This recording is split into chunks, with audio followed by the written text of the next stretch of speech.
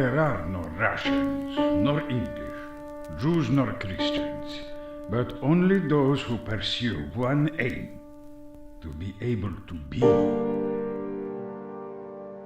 If we were to build a contemporary teaching out of the world's ancient systems, Sufism, Buddhism, Judaism, Christianity, Hinduism, and so forth, we need access to their major temples, which in our age has never been more possible, access to their major texts and translations of those texts, because they're rarely in our native tongue, which again in our age are very accessible, and insight into their original aims and methods, which we could gain from Gurdjieff and Ouspensky's presentation of the Fourth Way. But if we did this, if we approached the world's ancient systems from the unique perspective of the Fourth Way, we would effectively be paving the Fourth Way into the 21st century.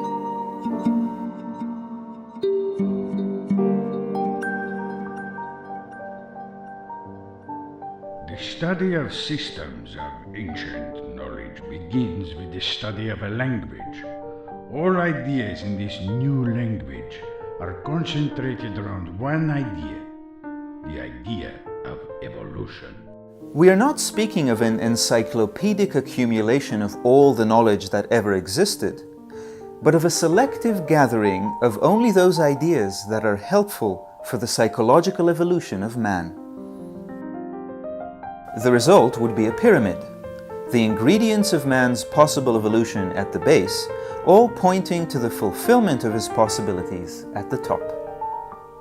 At the foundation of our pyramid, we draw from Buddhism, from the story of the life of Prince Siddhartha.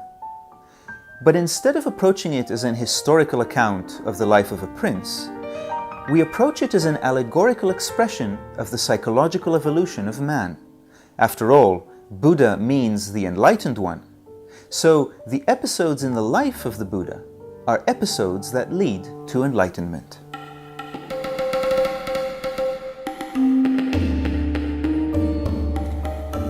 At the time of Prince Siddhartha's auspicious birth, a sage prophesies that he will grow to become either a great monarch or an enlightened being. His father, the king, wishing to effect the former and avoid the latter, confines his son to a palace full of luxury. So the prince grows up for a long time, not realizing that he's in a controlled and conditioned environment. Evolution can be necessary to man himself when he realizes his position, realizes the possibility of changing this position, realizing that he has powers that he does not use, riches that he does not see. Like Siddhartha, we too must realize our unconsciousness and the possibility of attaining consciousness. Realize our conditioned knowledge and the possibility of acquiring more precise knowledge. Realize our enslavement to morality and the need of awakening conscience, which is why the first step of our pyramid is called realization. And like Siddhartha, our realization is gradual, slowly realizing that we are not in a luxurious palace, but in a prison. As this verification grows, so does our courage to break free, a chapter known in Buddhism as the Great Departure. Man has invented many machines, and he knows that a complicated machine needs sometimes years of careful study before one can use it or control it. But he does not apply this knowledge to himself, although he himself is a much more complicated machine than any machine he has invented.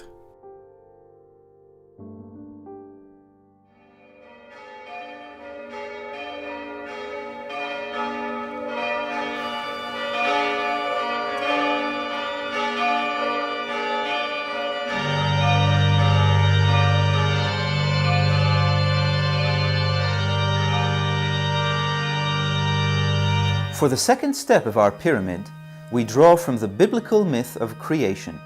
Here again, we don't approach the myth as historical, but as an allegorical expression of the creation of a cosmos. As above, so below, and as within, so without, the biblical creation mirrors the creation of the microcosmos man. The means of study is self-observation. It is necessary to observe different functions and distinguish between them, remembering at the same time about different states of consciousness, about our sleep, and about the many eyes in us.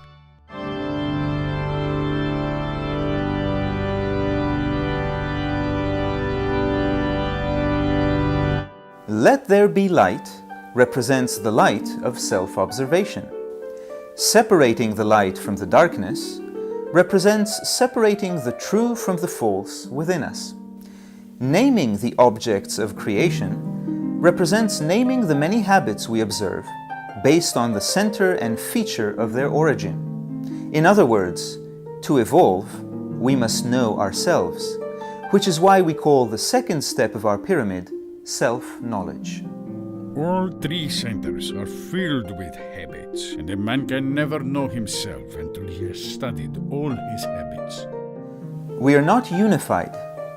One part of us wishes to evolve, another part remains locked in habit. But this is the mysterious nature of evolution.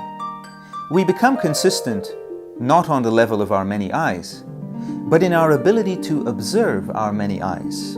In other words, we slowly develop a unified observer. Inner unity is obtained by means of friction, by the struggle between yes and no in man. If a man lives without inner struggle, if everything happens in him without opposition, if he goes wherever he is drawn or wherever the wind blows, he will remain such as he is.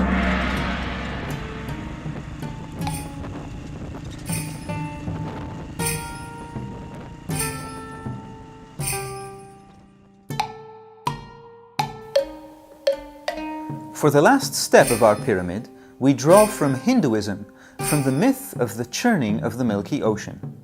In this myth, the god Vishnu winds a giant serpent around Mount Mandara and instructs the Devas and Asuras to tug at this serpent so as to use the mountain as a churning rod with which to churn the ocean of milk.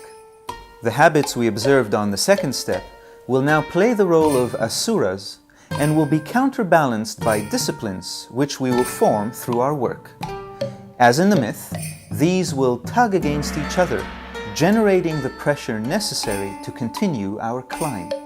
We all have our habits, physical and mental, like buffers, to lessen or soften the pressure of life. By freeing ourselves from these habits, pressure grows by itself. We group our habits into the three primary brains from which they originate. The mind, from which habitual daydreaming originates, the body, from which habitual sensations and movements originate, and the heart, from which habitual negative emotions originate.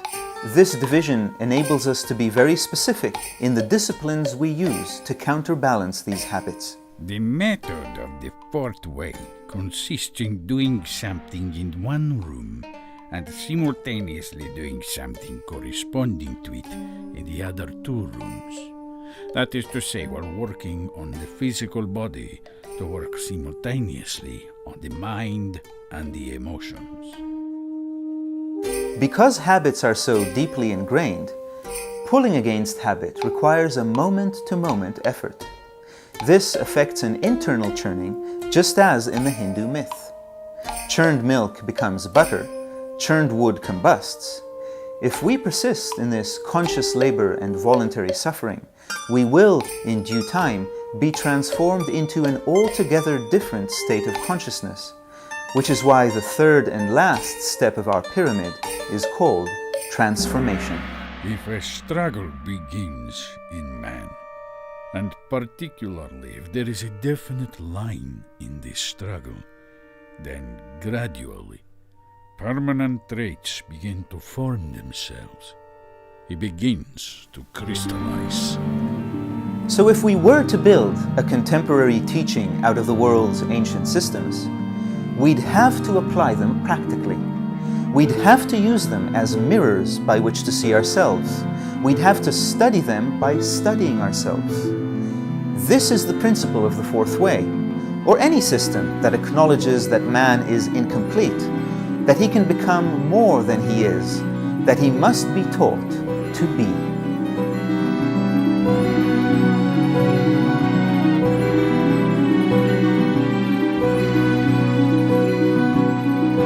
Only those who pursue one aim, to be able to be,